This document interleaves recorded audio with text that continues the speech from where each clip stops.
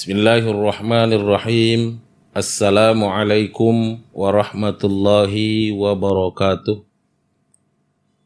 Alhamdulillahi rabbil alamin.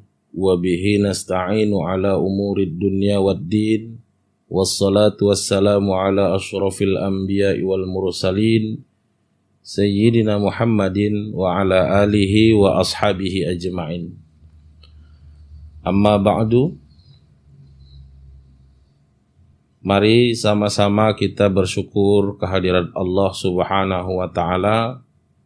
Hingga saat ini nikmat masih terus dikucurkannya kepada kita semua. Dan mudah-mudahan kita pandai menyikapinya dengan bersyukur kepada Allah Subhanahu wa Ta'ala. Dengan harapan mudah-mudahan Allah menambahkan nikmat itu kepada kita semua. Amin ya rabbal alamin. Salawat dan salam kita hadiahkan kepada junjungan kita Nabiullah Muhammad Rasulullah sallallahu alaihi wasallam. Allahumma salli wa sallim wa barik alaih. Mudah-mudahan kita tetap konsisten mengikuti seluruh yang diterapkan beliau, mengikuti seluruh yang diajarkan beliau kepada kita. Senantiasa kita memperbanyak salawat kepadanya. Mudah-mudahan dengan salawat itu kita akan mendapatkan syafaat di dunia sampai ke akhirat kelak insyaallah. Amin ya rabbal alamin. Kembali lagi saudaraku sekalian, kita bertemu di Rebingkai Trans Dakwah yang mudah-mudahan ini menjadi barokah bagi kita semua. Tepatnya pada hari Jumat tanggal 4 Februari tahun 2022. Saudaraku sekalian, sahabat Rebingkai Trans Dakwah yang dimuliakan Allah Subhanahu wa Ta'ala, pada prinsipnya hidup itu terdiri dari 3 hal, yaitu isbatuhu, iqraruhu, kemudian af'aluhu. Isbatuhu itu berbicara bagaimana hati di dalam isbat kita, kemudian ikrar adalah ucapan, kemudian af'al adalah tindakan atau perbuatan kita. Namun kesemuanya itu bisa dinilai dari bagaimana kita melakukan. Siapa yang tahu isi hati, siapa yang bisa memastikan apa yang diucapkan tanpa sesuatu yang bisa dibuktikan dengan perbuatan. Maka kuncinya adalah melihat seseorang itu dari perbuatannya. Walaupun tidak kita nafikan, nanti ada ukuran tersendiri untuk melihat bagaimana hati seseorang. Saudaraku, sahabat Rebingkai Trans Dakwah yang dimuliakan Allah Subhanahu wa Ta'ala, secara garis besar kita bisa katakan bahwa ada teori, ada fakta. Dan ketika ada teori dan ada fakta, maka sesungguhnya itu adalah ilmiah. Ilmiah itu memiliki muatan ilmu atau nilai-nilai di dalamnya adalah nilai-nilai ilmu. Karena ilmu sebenarnya adalah rangkaian keterangan yang teratur didukung oleh faktanya. Maka tidak akan pernah menjadi sesuatu yang ilmiah kalau tidak ada teori dan faktanya. Jadi ketika kita menjalani hidup ini sebenarnya seharusnya ada konsep yang dipahami, kemudian bagaimana mempraktekkannya di dalam hidup dan kehidupan ini. Saudaraku sahabat Rebingkai Trans Dakwah yang dimuliakan Allah Subhanahu wa Ta'ala. Demikian juga ketika kita beragama, katakanlah kita beragama Islam. Kalau orang hanya berbicara pada konsep, berbicara pada pemahaman, berbicara pada pengetahuannya saja, tanpa melakukan pembuktian, maka ini belum menjadi sesuatu yang totalitas yang dimiliki seseorang atau sesuatu yang dia masuki dan dia menjadi wujud dari agama itu sendiri. Jadi, maka intinya poin pentingnya adalah bahwa ini semuanya harus menjadi sesuatu yang dipraktikkan sehingga hidup itu atau agama Islam itu, agama yang kita anut itu adalah bernilai ilmiah. Nah, saudaraku sahabat Rebingkai Trans Dakwah yang dimuliakan Allah Subhanahu wa Ta'ala. Dalam hal ini, maka sejatinya bahwa ketika kita mengetahui bahwa Al-Quran adalah sebagai pedoman hidup bagi manusia, hudal linnas atau hudal lil muttaqin, petunjuk bagi orang-orang yang mau bertakwa, maka di dalamnya terurai semuanya adalah dalam bentuk konsep, dalam bentuk teori-teori. Tidak akan menjadi sebuah bangunan yang utuh ketika Al-Quran itu hanya sebatas teori yang kita pahami. Maka sejatinya bahwa harusnya dari semua yang ada di dalam Al-Quran itu wujudnya adalah praktek itu. Maka wujud dari Al-Quran adalah prakteknya. Nah, kita bisa lihat bagaimana Rasulullah Sallallahu Alaihi Wasallam ketika ditanyakan akhlaknya kepada Aisyah, maka Aisyah menjawab bahwa dengan bahasa kitanya bahwa itu Rasulullah itu adalah Al-Quran yang berjalan. Artinya semua terapan yang dilakukan oleh Rasulullah, penerapan-penerapannya di dalam hidupnya, di dalam kesehariannya, itu adalah penerapan dari konsep atau teori yang terkandung di dalam Al-Quran. Nah ini dia, jadi dengan seperti itu, apa sebenarnya gerak dari kehidupan ini? Apa sebenarnya nilai-nilai atau wujud dari kehidupan ini? Nah, ternyata wujud dari kehidupan ini adalah seluruhnya bentuknya ujian dari Allah Subhanahu wa taala. Wah, kenapa jadi bentuknya ujian? Muatan dari kehidupan itu tiada lain adalah yang baik dan yang buruk. Nah, ada kalanya nanti dia dalam bentuk umum bahwa itu sesuatu yang buruk, ada dia dalam bentuk pribadi-pribadi atau sesuatu yang lebih kecil daripada garis besar yang ada itu tadi, yang disebut dengan baik dan buruk itu. Nah, ternyata bahwa hidup ini adalah muatannya ujian.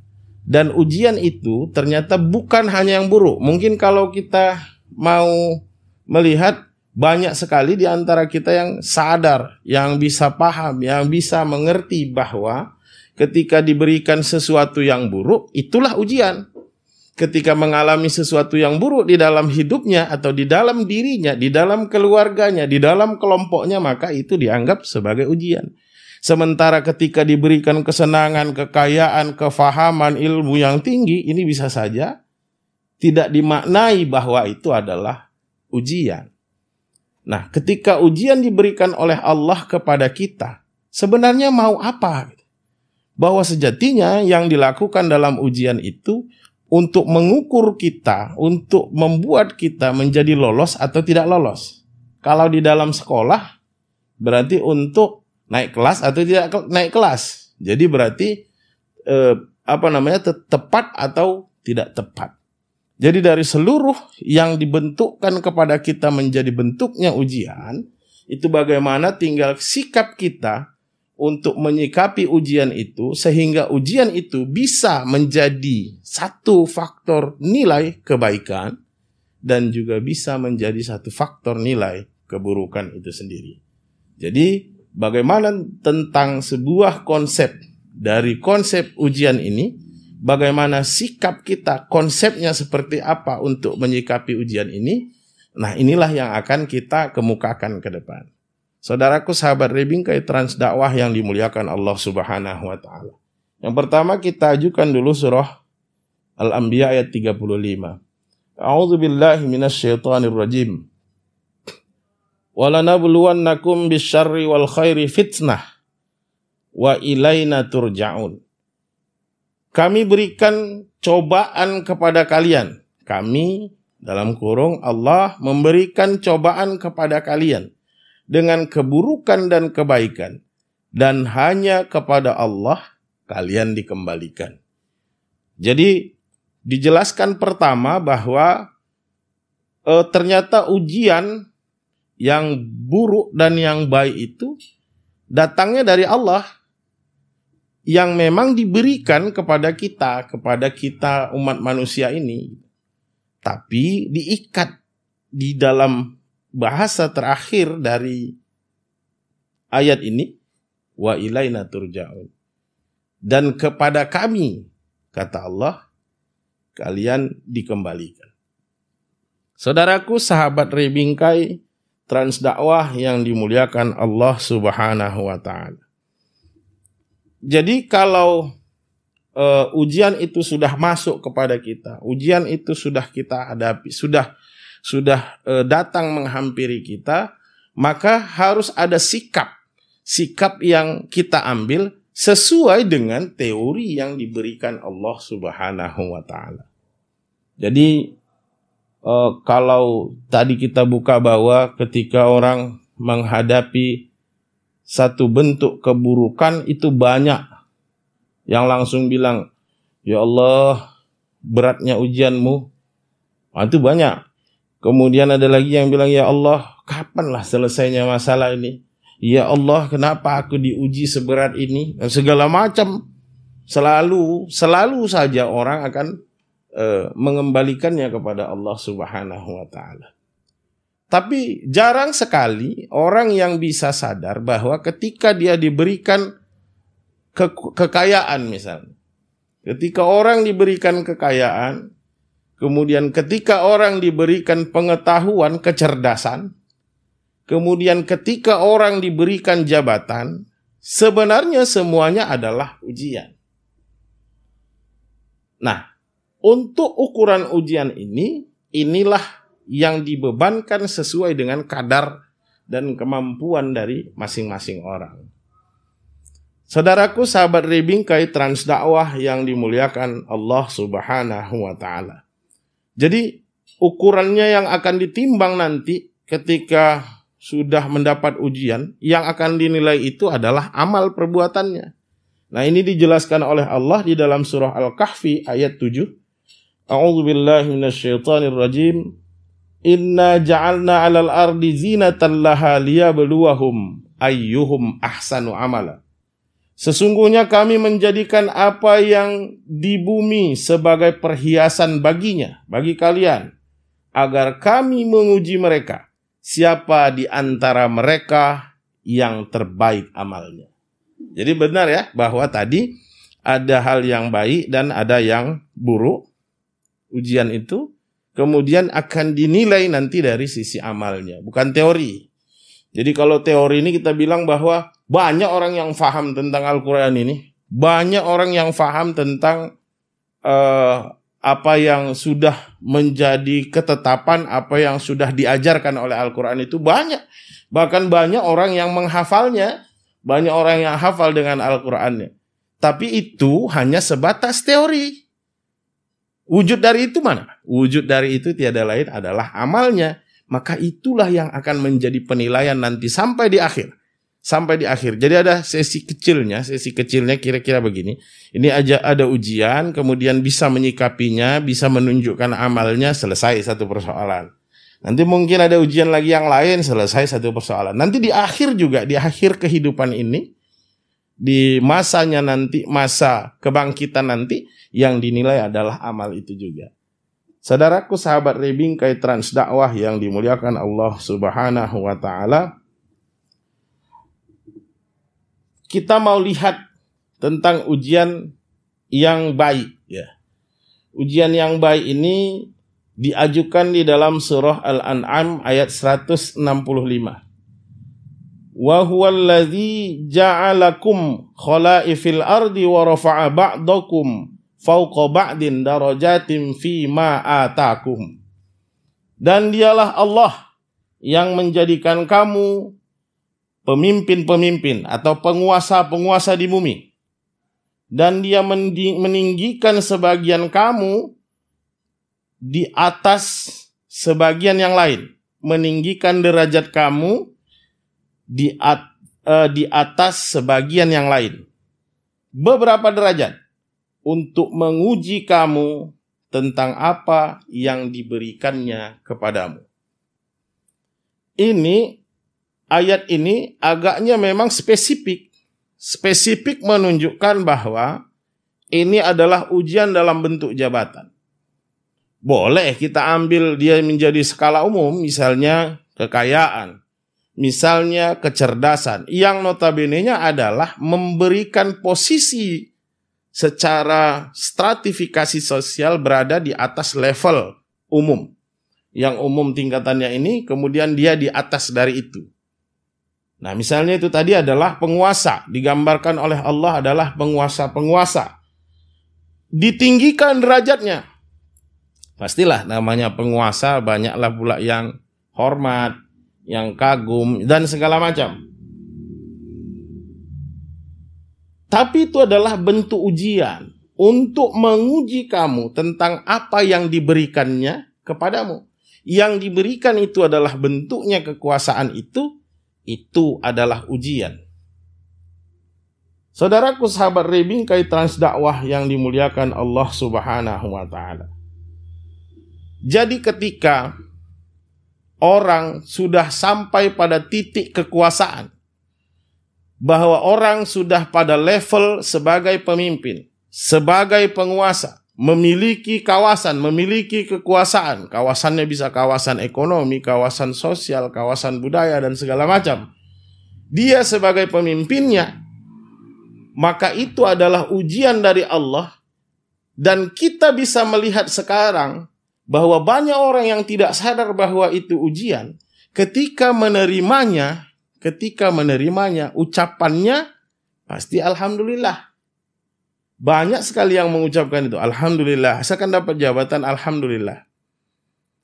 Pertama yang mau kita soroti adalah bahwa yang pertama ketika orang menangkap kata alhamdulillah itu, dia menunjuk bahwa segala pujian itu adalah untuk Allah. Segala puji bagi Allah, Tuhan sekalian alam. Maka sejatinya kekaguman, pujian, dan segala macam untuk seorang pemimpin, dia akan bilang bahwa itu adalah miliknya Allah. Manusia ini sama, tapi yang membedakan hanya ketakwaan. Kemudian yang maha itu, yang layak dipuji itu hanya Allah Subhanahu wa Ta'ala. Ini sisi pertama. Apakah itu benar nanti dilaksanakan atau tidak? Ini yang kita katakan tadi, konsep. Ya, bahwa ada teorinya. Teorinya diucapkan. Apakah itu dilakukan atau tidak?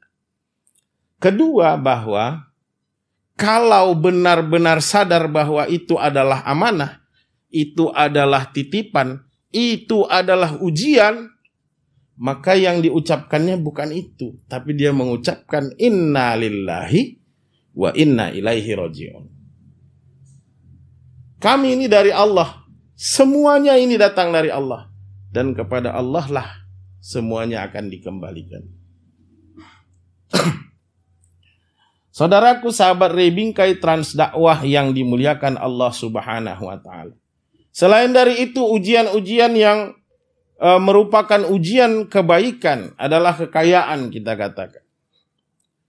Sebenarnya benar bahwa ketika orang sudah mendapatkan ujian kebaikan itu, sikap yang harus dilakukannya adalah mensyukuri. Mensyukuri itu bagaimana dia menghargai. Kalau kita bilang mari bersyukur, alhamdulillah, gitu, segala puji bagi Allah, Tuhan seru sekalian alam, itu juga tidak salah, tapi aplikasinya harus benar. Bahwa ketika dia mendapatkan kekayaan, orang yang mendapatkan kecerdasan, orang yang mendapat amanah sebagai pemimpin, sejatinya dengan potensi atau dengan apa yang dia miliki hari ini, itulah yang harus dia manfaatkan dan berdayakan sesuai dengan apa yang dia dapatkan itu. Kalau pemimpin, tentunya dia harus menjadi pemimpin yang adil. Jangan menjadi seperti segitiga Pascal. Saya nggak bisa gambarkan ya, nggak ada gambarannya. Kalau segitiga Pascal itu nanti pada posisi puncak itu adalah posisi tunggal.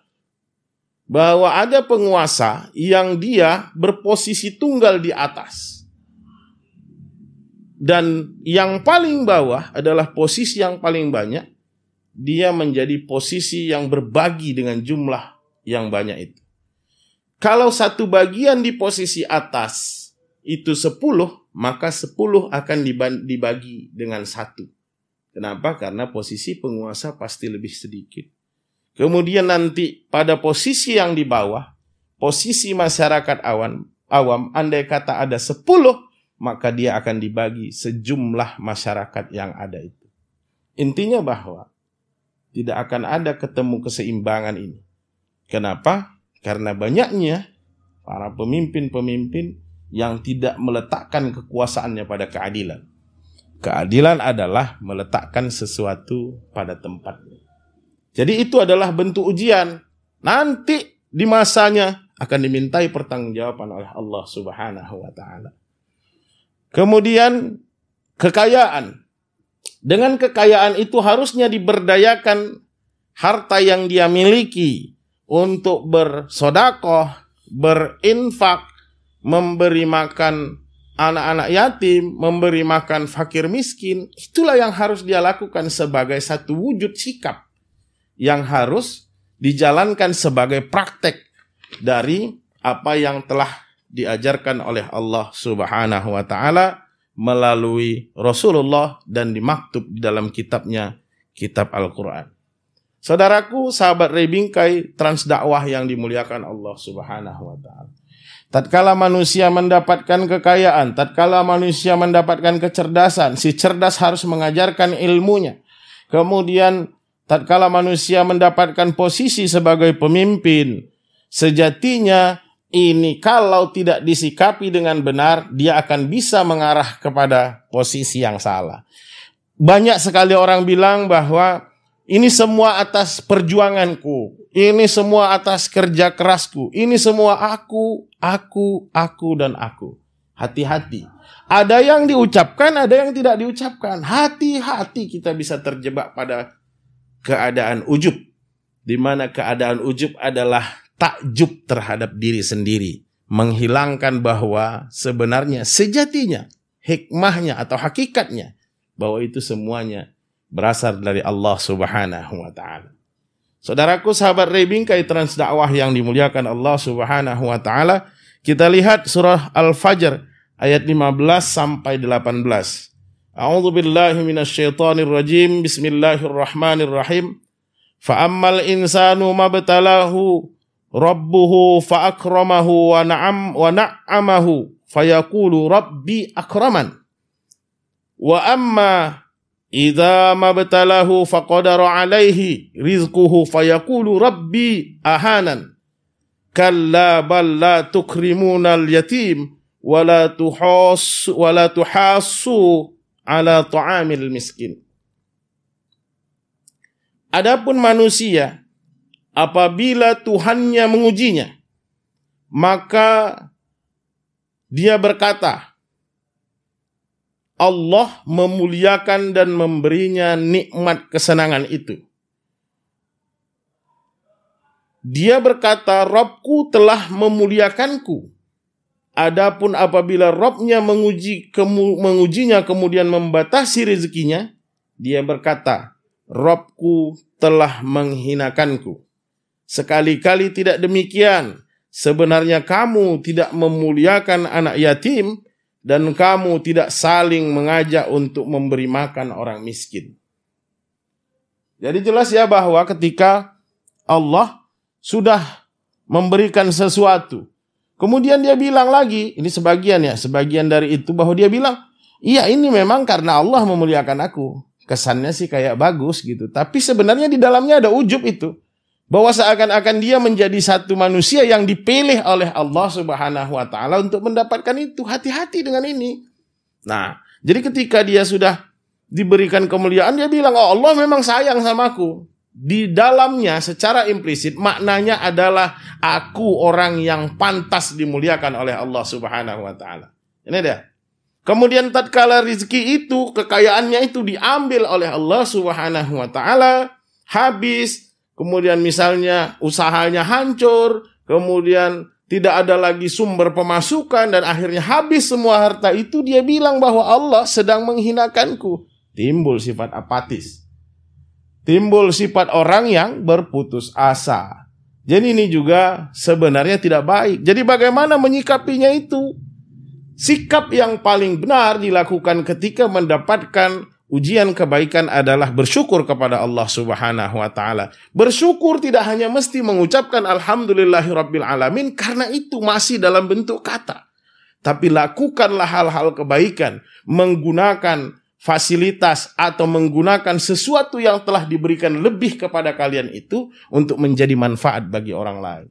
Saudaraku sahabat Rebingkai Trans Dakwah yang dimuliakan Allah Subhanahu wa taala. Jadi jelas bahwa sebenarnya yang dikatakan itu adalah inna lillahi wa inna ilaihi rajiun. Ini kalau kita sudah seperti ini sebenarnya macam tak ada lagi kehebatan kita. Tak ada lagi itu. Semuanya memang serba Allah karena memang Allah yang maha untuk kita semua. Kemudian saudaraku sekalian, kita lihat ujian buruk. Diajukan di dalam surah Al-Baqarah ayat 155. A'udzu billahi minasyaitonir rajim. Wa lanabluwannakum bisyai'im minal khaufi wal ju' wa naqsim minal amwali wal anfusi was samarat wa bassiris sabirin. Dan sungguh akan kami berikan cobaan kepadamu dengan bermacam-macam ketakutan, kelaparan, kekurangan harta, jiwa, buah-buahan, dan berikanlah berita gembira kepada orang-orang yang sabar. Nah, ketika ujian buruk ini datang, ada yang diberikan oleh Allah bentuknya adalah ketakutan. Kita sempat mengalami ini. Ya mungkin di Indonesia ini ada bencana alam, jadi ketakutan. Kemudian bisa jadi kelaparan. Dengan hal-hal yang ini datang bermacam-macam silih berganti. Apa yang harus dilakukan? Maka di ujung dari ayat ini, wa bassiris sabirin. Ya, sampaikanlah berita gembira itu. Berita gembira kepada orang-orang yang sabar. Ada apa dengan orang sabar kok masih jadi gembira? Ini ketakutan, ini kelaparan, ini kekurangan harta, ini kekurangan jiwa. Kok bisa beritakanlah kabar gembira kepada orang-orang yang sabar? Nah, ini perlu kita kupas gitu. Saudaraku sahabat Rebingkai Trans Dakwah yang dimuliakan Allah Subhanahu wa taala. Yang pertama kita harus menangkap bahwa ketika ujian itu diberikan akan memunculkan, akan bisa kita kemas, diharapkan kita bisa mengemasnya menjadi satu sikap yang positif. Misalnya, ada rasa takut tadi. Ketika ketemu dengan binatang berbisa, misalnya ular gitu. Kita tahu bahwa itu ular itu menakutkan kalau dia matok itu bisa, racunnya itu bisa ngenain sampai ke jantung akhirnya mati gitu. Nah, itu adalah sesuatu yang menakutkan. Dengan rasa takut itu memunculkan kewaspadaan. Itu positif. Dengan ketakutan itu memunculkan kewaspadaan. Dengan adanya kewaspadaan ini, baru kita nanti bisa mengantisipasi atas dasar ketakutan kita tadi. Nah, jadi itu positif. Karena kita memang harus waspada gitu. Kalau kita nggak ada sikap waspada ini juga agak berbahaya ini. Nggak ada waspada aja, santai-santai aja. Tiba-tiba udah menyalah aja. Jadi makanya dari ketakutan itu bisa juga memunculkan sisi yang positif di antaranya ketika kita mampu mengemasnya menjadi kewaspadaan bagi kita.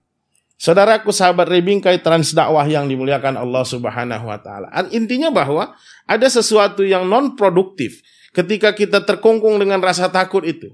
Ketika kita terkungkung dengan keadaan kondisi yang lapar, kondisi jiwa yang terguncang, kondisi kekurangan harta itu, kemudian kita berdiam diri di situ, apatis namanya, maka kita kontraproduktif, tidak lagi menjadi sesuatu yang produktif, yang mampu memanfaatkan kreativitas kita untuk bisa keluar dari persoalan itu. Ini sisi positif yang pertama, bagaimana kita bisa menyikapi itu.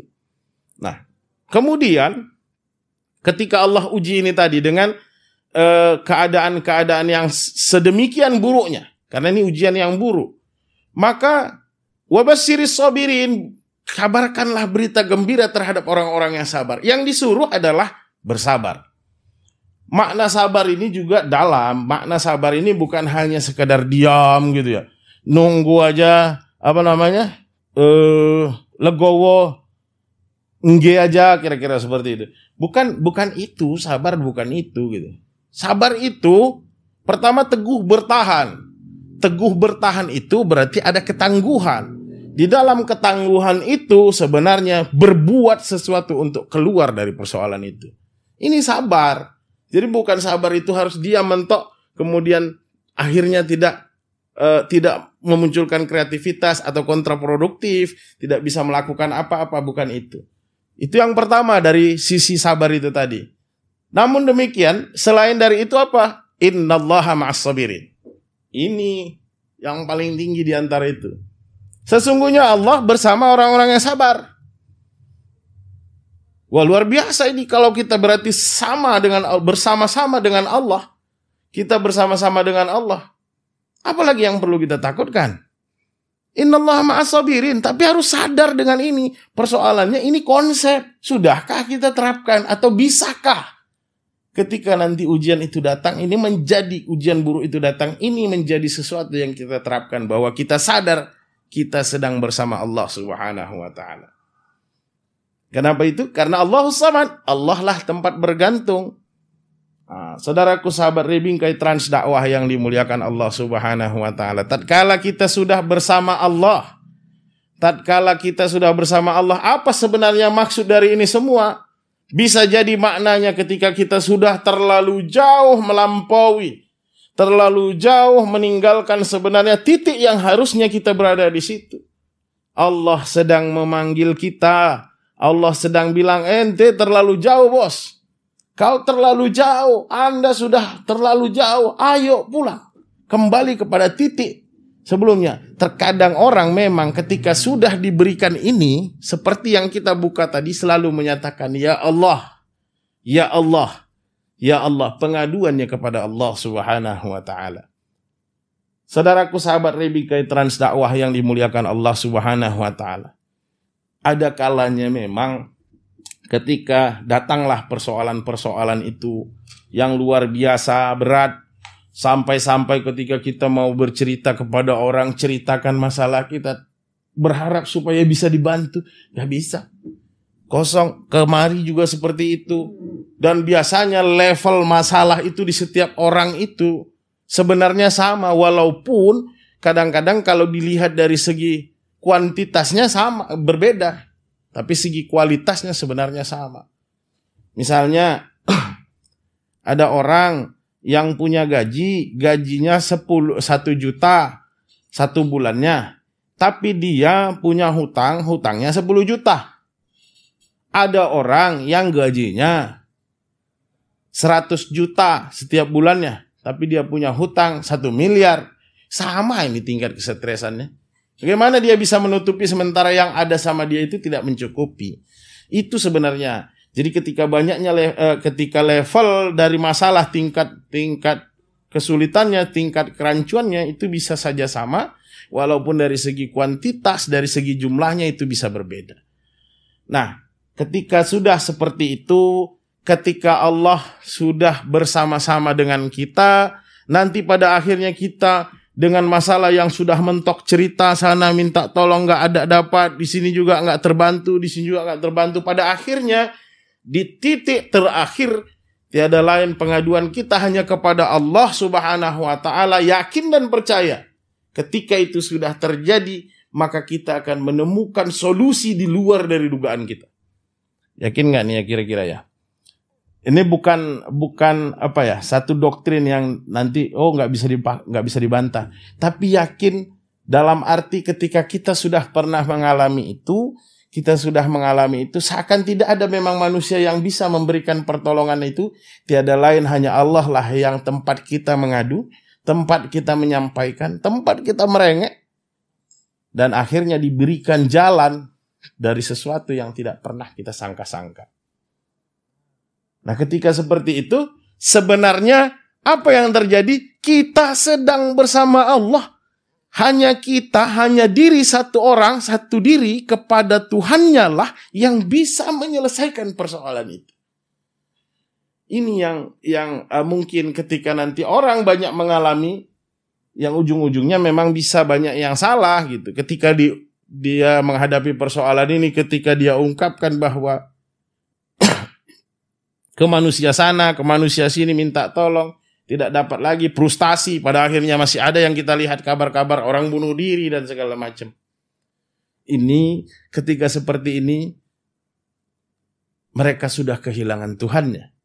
Mereka sudah kehilangan tempat pengaduannya. Mereka sudah kehilangan tempat bergantungnya.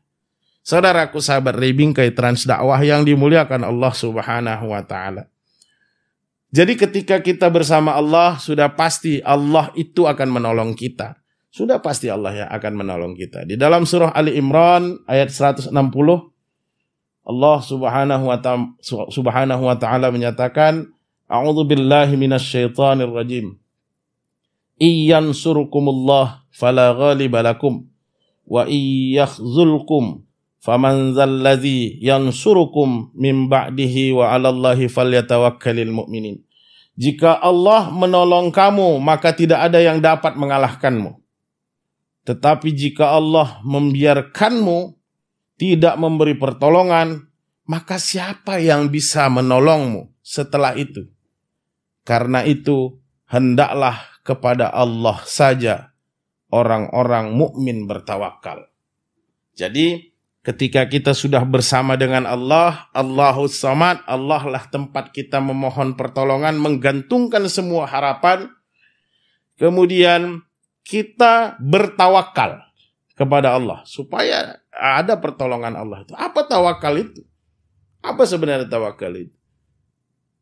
Tawakal itu mewakilkan atau menyerahkan seluruh masalah kita kepada Allah Subhanahu wa taala.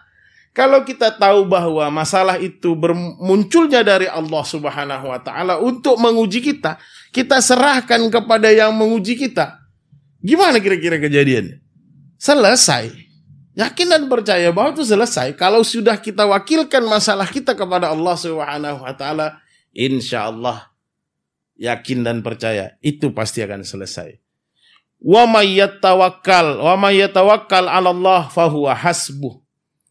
Dan barang siapa yang bertawakal kepada Allah, niscaya Allah akan mencukupkan keperluannya. Saudaraku, sahabat Rebingkai Trans Dakwah yang dimuliakan Allah Subhanahu wa taala, jadi jelasnya bahwa pertolongan Allah itu sejatinya sangat dekat. Karena Allah bersama kita ketika kita dalam keadaan sabar melintasi ujian yang diberikan Allah Subhanahu wa taala, yakni ujian keburukan. Tatkala dengan kesabaran itu sebenarnya kita memohon pertolongan dengan Allah Subhanahu wa taala dan mewakilkan seluruh masalah kita itu kepada Allah Subhanahu wa taala. Pertolongan Allah itu sangat dekat. Di dalam surah Al-Baqarah 214 Allah menyatakan, A'udzu billahi minasyaitonir rajim. Am hasibtum ayyadkhulul jannata walamma massathumul ba'sa wad-dharra wa zalzilu hatta yaqula ar-rasul walladzina amanu ma'ahu mata nasrullah ala anna nasrullah qarib. Apakah kamu mengira bahwa kamu masuk surga begitu saja? Apakah kita pikir ini kita hanya sekedar begini-gini saja kemudian masuk surga? Padahal belum datang kepada kita ujian itu. Jadi sebelum datang ujian jangan cerita mau finishnya, mau dapat nilai, mau kelulusan, masuk surga. Gak bisa. Sebagaimana ujian itu juga telah turun kepada orang-orang yang terdahulu sebelum kita. Mereka ditimpa oleh malapetaka dan kesengsaraan dengan bermacam-macam cobaan, sehingga berkatalah Rasul dan orang-orang yang beriman bersamanya sampai dimentok. Setelah perjuangan, kesengsaraan, penderitaan sudah dihadapi, mentok. Berhenti di situ. Sampai ada yang menyatakan bahwa mata nasrullah, kapanlah datangnya pertolongan Allah ini? Gimana? Kita sering bilang itu ya. Kapan aku kau tolong ya Allah? Gitu. Mata nasrullah, kapan pertolongan Allah datang? Kemudian Rasul menjawab, sadarlah sesungguhnya. Allah menjawab, sadarlah sesungguhnya pertolongan Allah sangat dekat. Manfaatkan kedekatan itu manfaatkan kebersamaan itu, kebersamaan kita dengan Allah Subhanahu wa taala, bahwa Allah meliputi seluruh jagat raya, langit dan bumi beserta isinya. Kemudian Allah yang berkehendak atas segala sesuatunya. Huwal awwalu wal akhiru wal zahiru wal batin. Dialah yang awal, dia pula lah yang akhir. Dia yang pangkal, dia juga lah yang sampai di ujung. Kemudian dia yang zahir, dia yang nyata, dan dia yang tidak terlihat sama sekali. Saudaraku, sahabat Ray Bingkai Transdakwah yang dimuliakan Allah, ketika ujian datang, yakini bahwa fa inna ma'al usri yusra. Bahwa maka di dalam kesertaan, keikutsertaan dari kesulitan itu adalah kebaikan. Ingat bahwa tinggal kita, bagaimana kita bisa mengambil hikmah dari setiap peristiwa yang terjadi. Ambillah hikmah itu. Ketika kita tahu tentang hikmah itu, maka kita tahu hakikat dari apa yang terjadi. Demikian yang dapat kami sampaikan. Mudah-mudahan kita bisa memetik hikmah, mudah-mudahan kita bisa memetik pelajaran. Dan kepada seluruh umat Islam, kepada senior, saya mohon maaf apabila terdapat kesalahan. Dan kepada seluruh hadirin, lebih dan kurang kami mohon maaf. Kepada Allah kami mohon ampun. Billahi taufiq wal hidayah. Wassalamualaikum warahmatullahi wabarakatuh.